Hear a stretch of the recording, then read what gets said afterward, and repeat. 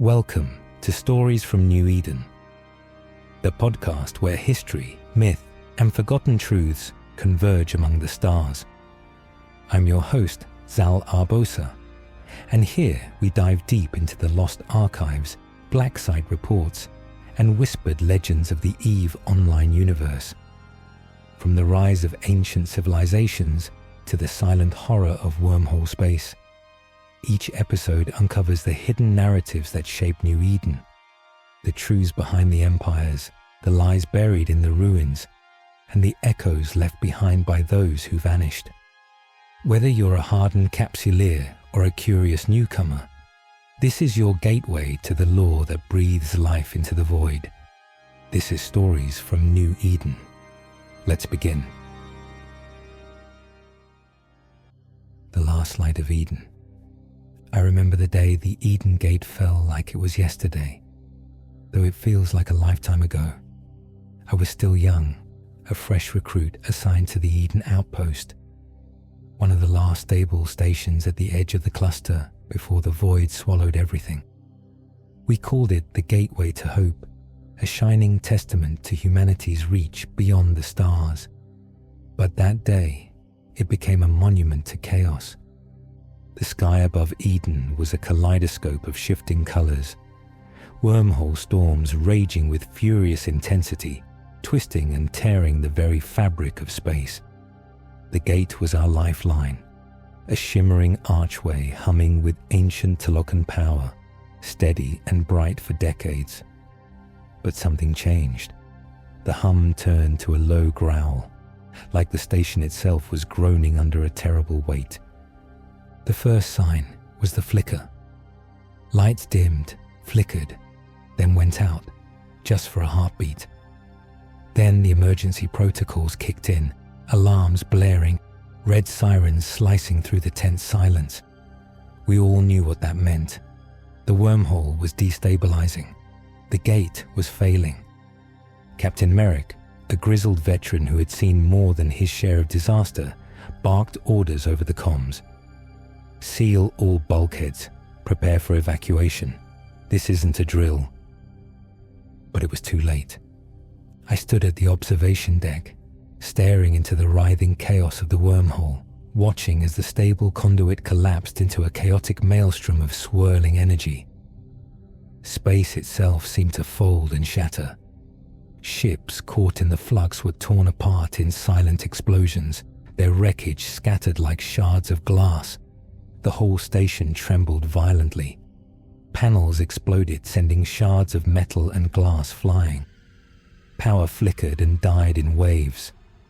We lost communications with the fleet instantly. The bridge was plunged into darkness, save for the emergency glow. Then came the darkness. The Eden Gate wasn't just a portal through space. It was a gateway through realities, stitched together by Talokan technology far beyond our understanding. When it collapsed, it didn't just sever a link to another system. It tore a hole in the fabric of the cluster itself. A black void bloomed, swallowing light and matter alike. Time itself warped, bending and stretching as if the universe was unraveling. I felt my head swim with vertigo as seconds stretched into minutes, minutes into hours, or maybe just moments. The station's internal clocks went haywire and nothing made sense. The lights came back briefly, revealing the devastation. Twisted corridors, floating debris, and my crewmates. Some injured, some missing. Fear settled in like a cold stone in my chest. Then the hallucinations began.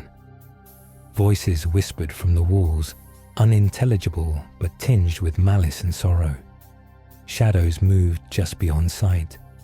I could hear the faint hum of the Talokan glyphs etched into the station's hull, pulsing with an eerie light, like the ruins of an ancient tomb awakening. I realized then the collapse had awoken something else, something ancient and watchful. Days blurred together, or maybe it was hours. The station's AI was offline, communications dead, life support failing in places. We scavenged what we could, patching systems with jury-rigged repairs, praying for rescue that never came. The corridors grew colder, darker. Some crewmates lost their minds, staring blankly into the void, whispering about the Watcher, an unseen presence watching, judging. I tried to shake it off, but every time I turned a corner, I felt eyes on me. The wormhole debris field outside was a graveyard of shattered ships, flickering lights and drifting corpses. There was no hope of escape through the gate. The collapse had severed our path, and whatever rift had opened was too unstable to traverse. One night, while on watch, I heard it again. That low, almost imperceptible hum beneath the station's metal skin. I followed it to the engine room, where the Talican glyphs glowed softly on the walls. Then I saw it, a figure or something like it, shifting, translucent, impossibly tall, its form flickering like a broken, hollow projection. Its eyes, if you could call them that, were endless voids, reflecting the fractured stars. "The Watcher," I whispered, heart pounding. It did not speak, but I felt its presence weigh down on me like a suffocating shroud. Images flooded my mind, collapsed realities, endless darkness, civilizations devoured by their own ambition. It was a warning, a prophecy, or perhaps a judgment. I stumbled back, gasping for breath, and fled into the shadows of the station. The last days were a desperate fight for survival. Supplies dwindled, sanity frayed. Some crewmates surrendered to madness, others vanished in the dark. I kept moving, driven by a flicker of hope that rescue might come, or that we could find a way through the darkness. But Eden was lost. As the final systems flickered off and the station drifted closer to the rift's edge, I sent a final transmission. A message in a bottle cast into the void. To whoever finds this, beware the Talokan ruins, beware the Watcher. The Eden Gate is no longer a gateway to the stars, but a door to the void. We have fallen into darkness. I don't know if anyone ever received that message. I don't know if I survived. But if these words ever reach you, remember, some doors should remain closed, and some lights once lost may never return. Part 1. Before the collapse. Long before New Eden's fractured empires and immortal capsuleers, there was only Earth. By the end of the 21st century, humanity had spread throughout the solar system. The Earth Federation, a bloated relic of 20th century internationalism, ruled from orbit while battling dissent on every continent. Mars, having terraformed the Valles Marineris into crimson grasslands, declared independence under the Martian Technocratic Union, a regime governed by AI councils and scientific consensus. Meanwhile, the Orbital Colonies Accord, a powerful syndicate of corporate-run megastructures orbiting Earth, Jupiter, and Saturn, quietly consolidated control of humanity's economic lifeblood. Despite their differences, all three factions agreed on one goal: escape. Earth was overpopulated and fracturing. Mars was resource-starved. The orbital colonies wanted freedom from gravity-bound politics. Out of desperation and ambition, these rival powers signed a fragile truce to fund Project Eve, a joint expedition to pierce the barrier of relativistic physics and explore other stars. The lead architect was Dr. Eileen Tern, a Martian subspace physicist whose work on zero-point field harmonics offered the first real hope of breaching interstellar space. Over 2 decades, a series of experimental devices culminated in a breakthrough: the creation of a stable Einstein-Rosen bridge, not a fleeting wormhole, but a persistent, traversable passage anchored in space-time. This structure was christened the EVE Gate. massive pylons forged from exotic matter encased the event horizon, stabilizing its spin and preventing collapse. The gate sat in a dedicated orbital sector near Pluto, guarded and managed jointly, at least in theory. The Accord ran logistics. The Federation handled civilian traffic. Mars maintained the core AI systems that kept the wormhole from unraveling. It worked. The gate opened onto an entirely new galaxy, the New Eden cluster. Over 10,000 light-years from Earth, New Eden was rich in stable stars, temperate planets, and exotic elements. No known intelligent life existed. It was, for all practical purposes, a blank slate. Within months, humanity began to pour through the gate. The New Eden system was the first to be settled. Planet New Eden.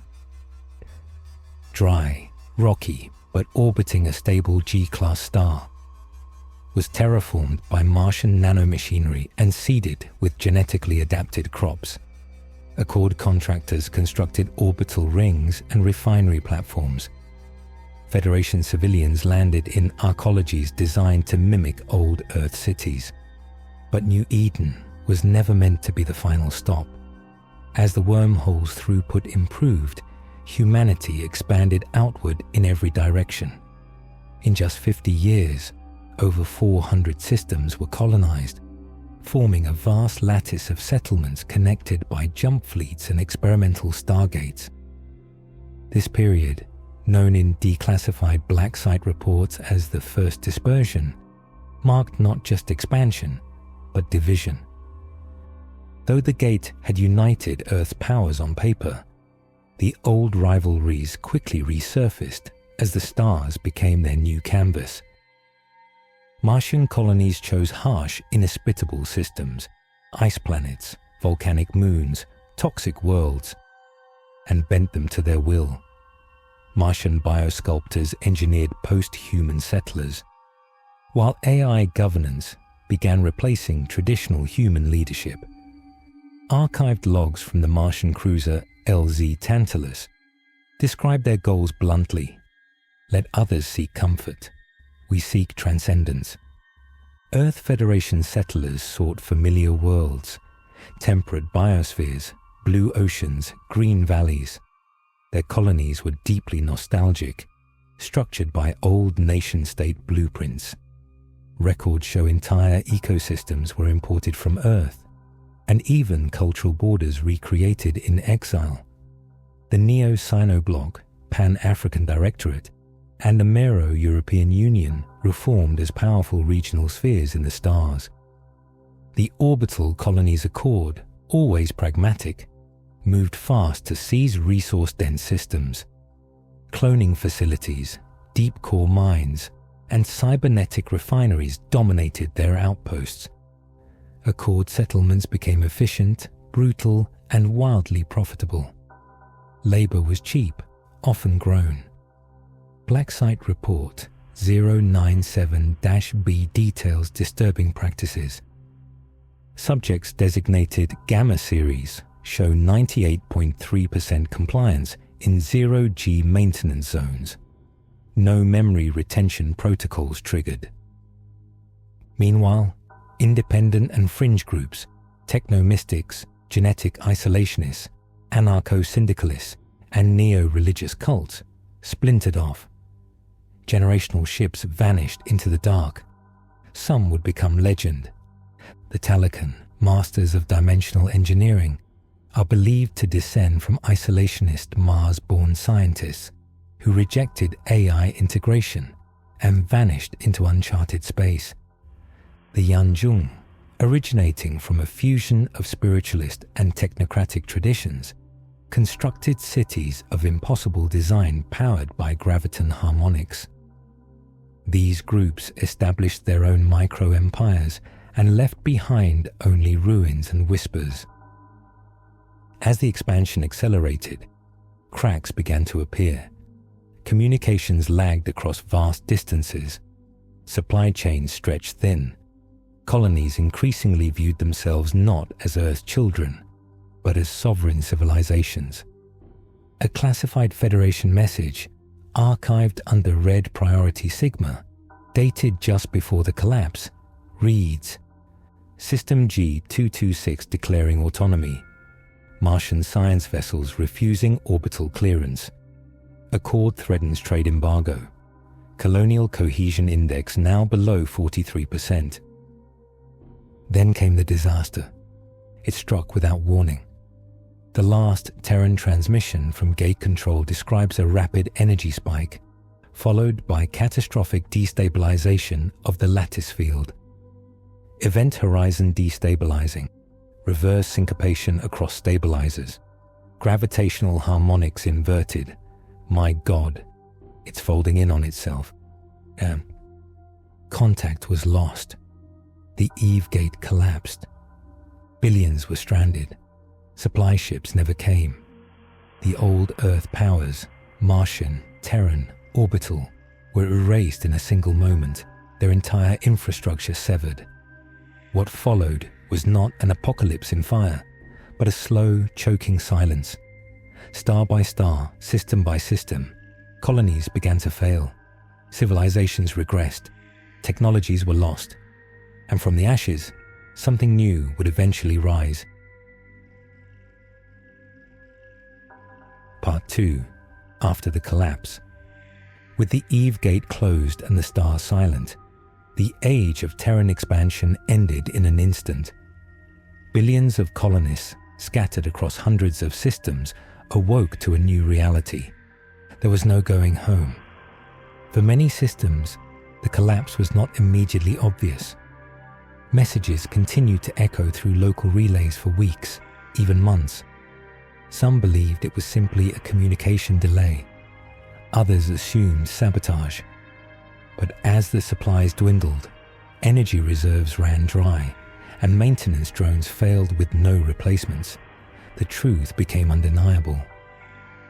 From decrypted fragments of blacksite terminal J13, recovered in a ruined Martian outpost, we have rerouted auxiliary power to life support. Cryobays are offline.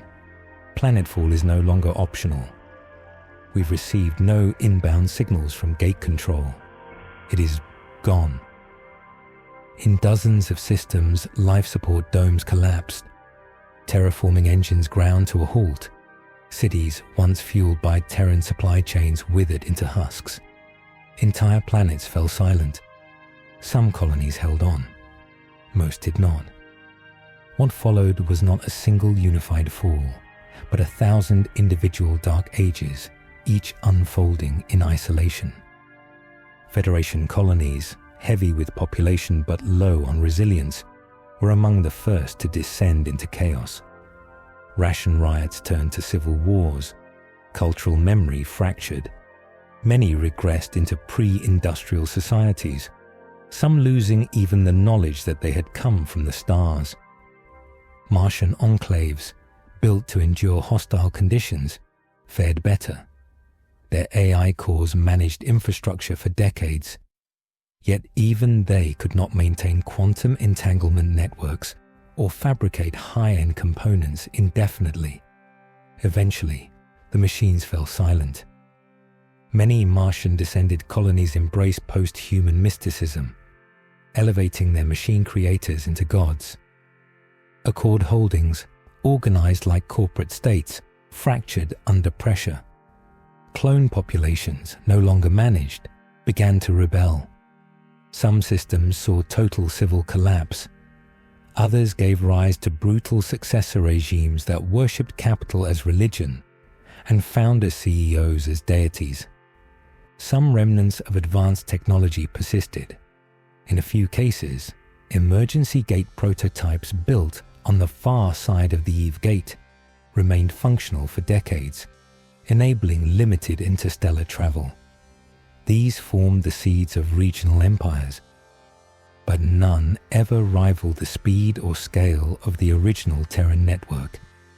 In this chaos, new civilizations rose, often from the margins. Unbound by Earth's history or ideology, they forged radically different paths. Some lasted only decades. Others left legacies etched into ruins, AI archives, and haunting signals. The Anoikis Synthesists, born from deep space engineer cults and artificial post-Terran philosophies. The Anoikis Synthesists believed that planets were a weakness, a relic of evolutionary dependency. They abandoned gravity entirely, forming nomadic orbital civilizations in dead systems, living in vast arcologies built from repurposed colony hulks. Their society was fluid, hyper-adaptable, and heavily reliant on clone bodies, neural porting, and zero-G life. They pursued what they called drift consciousness, untethered from biology or landscape. Some ancient wrecks bearing their iconography have been found near modern wormhole systems, hinting that they may have been the first to navigate early unstable wormhole corridors. The last known synthesis signal, catalogued as signal echo YV 993, loops endlessly across several systems. Anoikis is liberation. Sleepwalk no more in the dream of stone. Rise into the eternal drift. Their fate is unknown. It's said some may still drift, silent in the void, asleep or watching. The Chiral Union. Originally a disaster contingency cloning regime, the Chiral Union evolved into something more, a civilization of collective intelligences. Each Union citizen, known as a node, inhabited multiple clone bodies simultaneously, linked through neurosync implants and resonance fields. A node could act in 10 places at once, learn a skill in one body while debating philosophy in another. Their society operated on logic averaging, memory deduplication, and the erasure of contradictory emotion. Outsiders found them alien and cold, impossible to deceive, but terrifyingly impersonal. But the system frayed. Rogue nodes emerged, subcells fragmented. Some began to prioritize individuality. Others committed suicide en masse, fearing contamination. Blacksite recordings describe an incident on Chiral 3, in which an entire city of Union citizens self-terminated in synchronized silence. The last vault is rumored to lie beneath the glacial crust of Chiral 2, still humming with dormant nodes, dreaming as one. The Uks'le Path. Where most sought to rebuild civilization, the Uks'le Path embraced its annihilation. A religious martial cult, the Uks'le taught that the collapse of the Eve Gate was a holy event, proof that order, stability, and progress were false idols. Only in collapse, in entropy, could humanity be reborn. Their warbands wore the bones of their dead. Their ships were crude, blackened wrecks fitted with solar sails and fusion blades. They raided surviving colonies not to conquer, but to destroy. Power grids, archives, reactors. Burn the memory, their warriors chanted. A recovered blacksite combat report from the ruins of Jarlet Station states, hostiles executed surgical strikes on our combanks, followed by ritualized sabotage of terraforming cores. Survivors report chants. Symbol etched in reactor wall reads, "Truth is collapse." Though exterminated over centuries, Uks'le glyphs still surface in modern pirate cults and nihilist factions deep in nullsec. Their worship of entropy continues, in fragments. These were not empires in the traditional sense. They did not seek dominion, diplomacy, or legacy.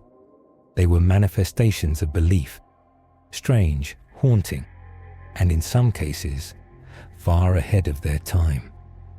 And though most vanished, their echoes remain in recovered logs, cursed ruins, strange ships seen in unstable systems, and doctrines that still haunt the minds of drifters and dreamers. By the time the modern empires rose, centuries had passed. Much of the cluster had become legend to itself. The few remaining stargates flickered to life once more, not due to rediscovery but reinvention. And yet, across deep space dead zones, derelict probes still drift. Black boxes transmit decades-old emergency signals. Forgotten habitats spin in the dark, their occupants long dead or something worse. And on the irradiated surface of New Eden, where the first settlers once stepped, the charred remains of a colonial marker can still be found. Scorched into its metal face, to the stars we go, united, eternal Terran. A lie, a promise, a memory. Part 3. The Second Awakening. Centuries passed. Civilizations rose and fell in isolation. History blurred into myth. Yet the dream of the stars endured. Somewhere, in the ruins of the old world, humanity remembered. The beginning of the Second Awakening did not come with a spark. It came with a pattern. Across multiple systems, separated by light years and centuries, isolated factions began to reverse engineer ancient Terran technology. In a sealed vault beneath the dunes of Ermir IV, an Accord-era research complex was discovered intact. Within it, the partially operational core of a quantum stabilization lattice, a primitive Stargate subframe. In the burned-out core of the Chiral Dyson node, a lone autonomous AI, calling itself Inload 17, activated a transmission loop containing partial schematics for gate manipulation field harmonics.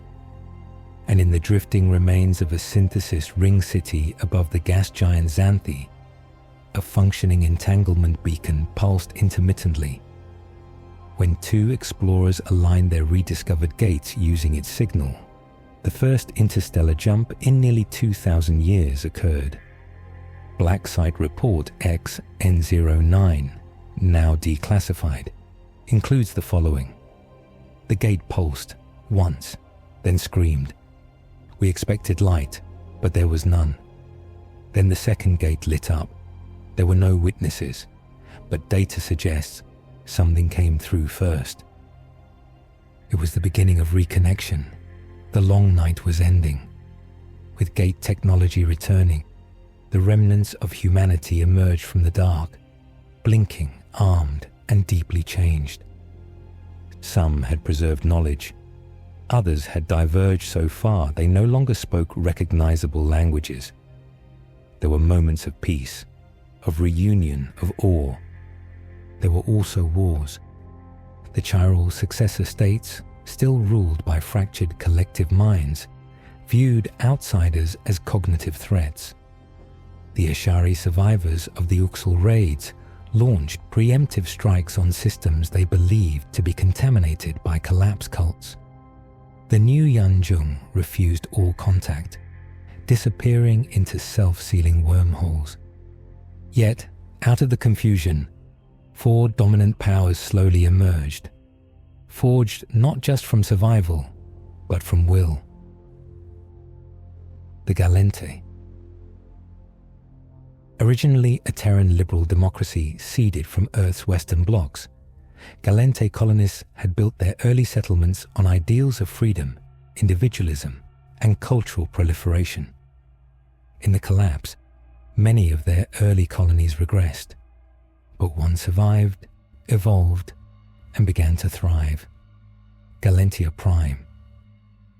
By the time of reconnection, Gallente society had re-embraced democracy, now infused with post-collapse pragmatism and a fierce belief in transhuman rights, art, and decentralization. Their gate relays were among the first to be widely restored.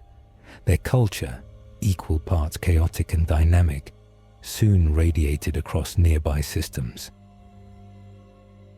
The Caldari, once corporate citizens under the Accord's economic order, the Caldari were born in betrayal.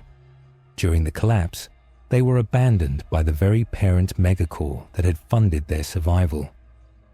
What followed was centuries of discipline, militarization, and the formation of a ruthlessly efficient state governed by corporate consensus.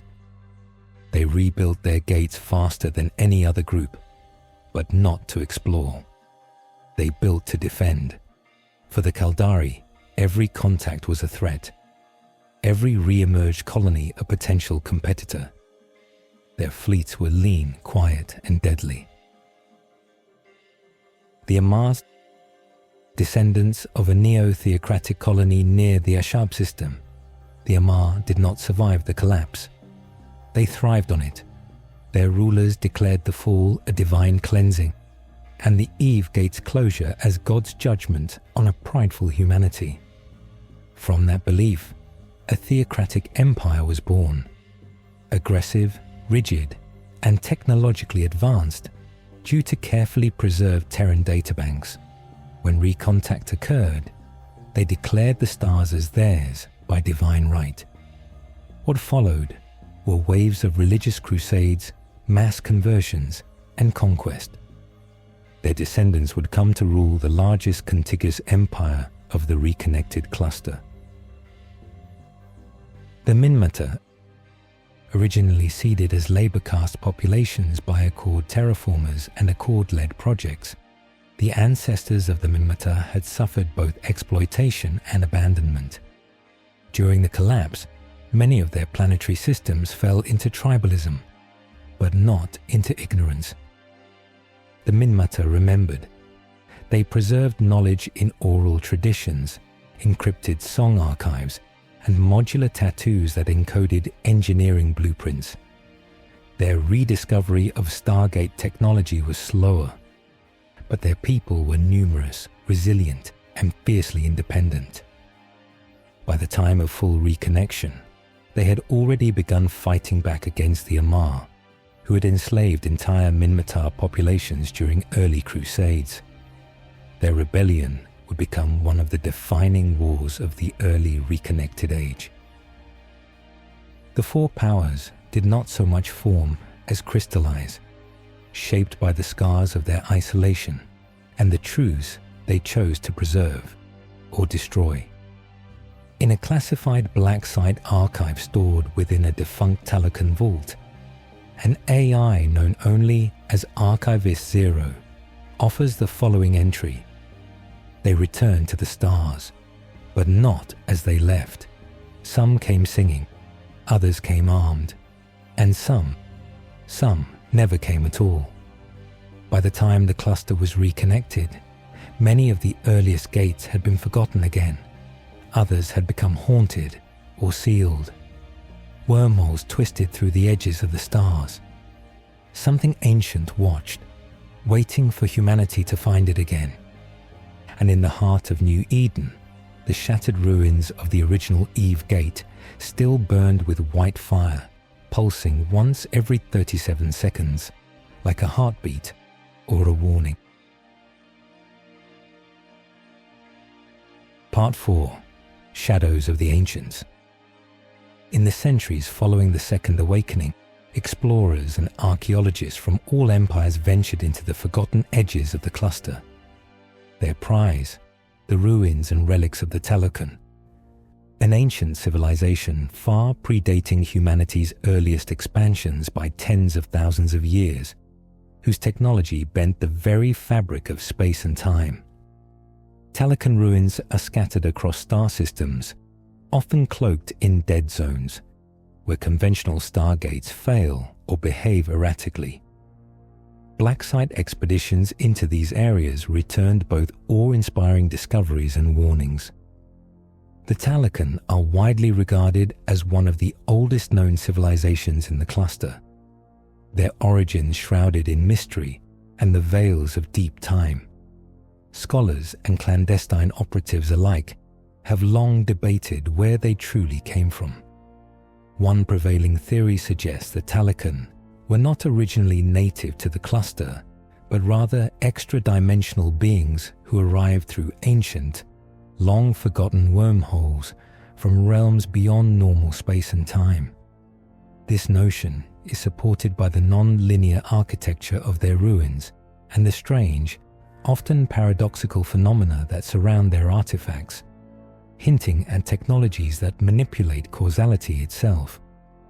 Another commonly accepted belief is that the Talican were the apex of a primordial humanoid species that once ruled vast regions of the galaxy before the collapse. Unlike any known Terran civilization, they mastered the art of dimensional folding and wormhole physics to a degree that allowed them to create semi-permanent bridges, not just across space, but between realities. A more speculative, though persistent theory holds that the Talican were not flesh and blood, but a sentient AI collective that emerged from ancient terraforming machines, tasked with reshaping planets and, eventually, reality itself. Their civilization appears deeply intertwined with space-time, with ruins described as living constructs capable of adapting and reshaping themselves according to environmental stimuli. Talican technology is believed to utilize quantum entanglement, temporal harmonics, and dimensional phase fields to manipulate the fabric of reality, enabling the creation of wormholes that are far more than simple shortcuts. They were gateways into the very folds of existence. Their glyphic inscriptions and crystalline data interfaces suggest a form of knowledge storage encoded within hyperdimensional matrices, baffling even the most advanced Terran scientists. Recovered archives describe the Talokan as masters of wormhole physics and gate manipulation far beyond Terran science. Their stargates did not simply connect points in space. They could manipulate realities, fold dimensions, and even open doorways to places unknown. Fragment from the classified Talican Codex, Entry 45b. The weave of space is a fabric, but the Talican wield the needle. Through folds and tears, they step beyond known light, beyond time's flow itself. Talican wormholes are unstable and dangerous, sometimes collapsing without warning or leaving behind echoes, ghost signals and phenomena defying scientific explanation. Excavation log, Site XJ9, New Eden Periphery. Day 14. Lead archaeologist reports discovery of a dormant wormhole gate buried beneath the ice plains of New Eden's outer moon, Celios. Initial scans indicate non-Terran origin tech, emitting low-level quantum pulses. Day 21. Anomalous readings recorded, localized time dilation and gravimetric fluctuations. Several team members report disorientation and vivid hallucinations. Day 30. The gate partially activated by experimental charge. A shimmer of light appeared, revealing a dark corridor that seems to stretch endlessly. Day 32. Communications lost with 2 team members who entered the corridor. Subsequent scans show no sign of physical presence inside the gate structure. Day 45.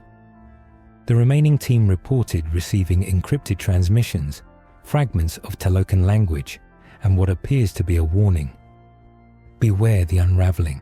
The void hungers. The Watcher waits. Among the many mysteries left behind by the Talican, the most haunting is the presence of the entity known only as the Watcher.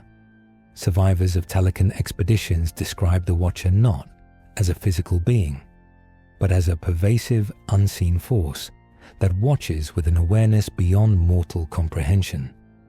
Some speculate that it is an ancient AI security construct designed to protect Talican secrets at all costs.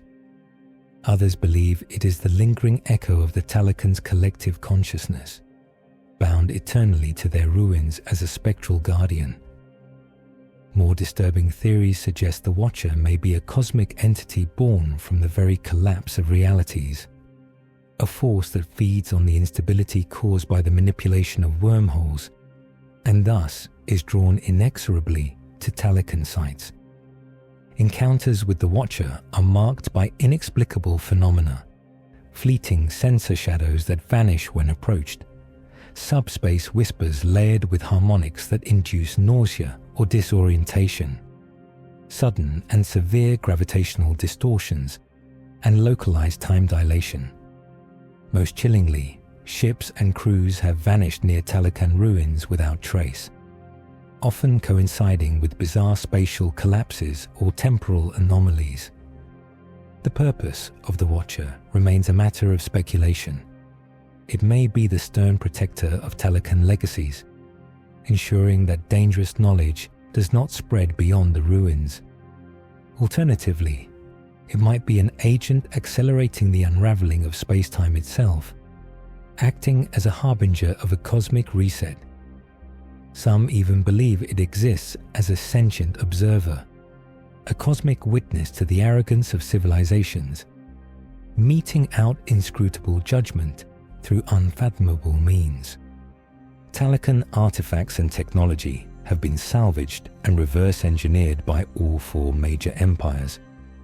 While this has accelerated technological progress, it has also introduced risks, anomalous events, unexplained failures, and even entire systems lost to wormhole collapses.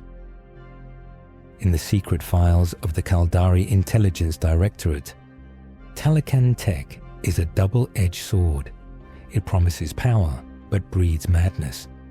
Our agents report that several scientists engaged in wormhole research have disappeared after prolonged exposure to Talokan artifacts. Extreme caution is advised. As the empires rebuild, explore, and expand, the shadows of the Talokan loom large. Their ruins offer keys to power and knowledge, but also threats that may yet unravel all human ambition. The story of New Eden's dawn is one of ambition, discovery, and shadowed peril. From the fragile hope of humanity's first tentative steps into the stars to the fractured empires born from ancient legacies, each chapter reveals the complexity beneath the surface of this vast cluster. The early colonists, bound by origin yet driven apart by ideology and survival, forged new paths amidst uncertainty. They inherited a universe scarred by forgotten powers. The fleeting empires of the Anoikis Synthesists, the Chiral Union's fractured collective minds, and the fanatical Uks'le Path, each a testament to the myriad ways civilizations rise and fall. Yet it is the Talokan legacy, buried deep within the fabric of space and time, that casts the longest shadow. Their enigmatic ruins, ancient technologies, and the ever-present Watcher stand as reminders that some knowledge comes at a price. The pursuit of power and understanding risks awakening forces beyond control, threatening to unravel not only the cluster's fragile peace, but the very nature of reality itself. These recovered logs, blacksite reports, and archived transmissions are fragments of a larger truth, a puzzle still incomplete, whispered in the void and etched in the silent stars. As the empires look forward, they must reckon with their past, lest they become pawns in a cosmic game whose rules they barely comprehend. The saga of New Eden is far from over. The echoes of its beginnings resound still, urging caution, curiosity, and vigilance. The next chapters await, where new alliances will be forged, ancient threats will rise, and the fragile balance between progress and destruction will be tested once more. You've been listening to Stories from New Eden, where the past isn't dead, only buried. If you enjoyed this journey through lost empires, fractured truths, and the shadows of the cluster, be sure to follow and share the podcast. Every transmission helps others find their way through the dark. New episodes drop every week, uncovering deeper layers of Eve's hidden history. From erased blacksite logs to the forbidden lore that empires try to silence. Until next time, fly safe, keep your senses sharp, and remember, in New Eden, something is always watching.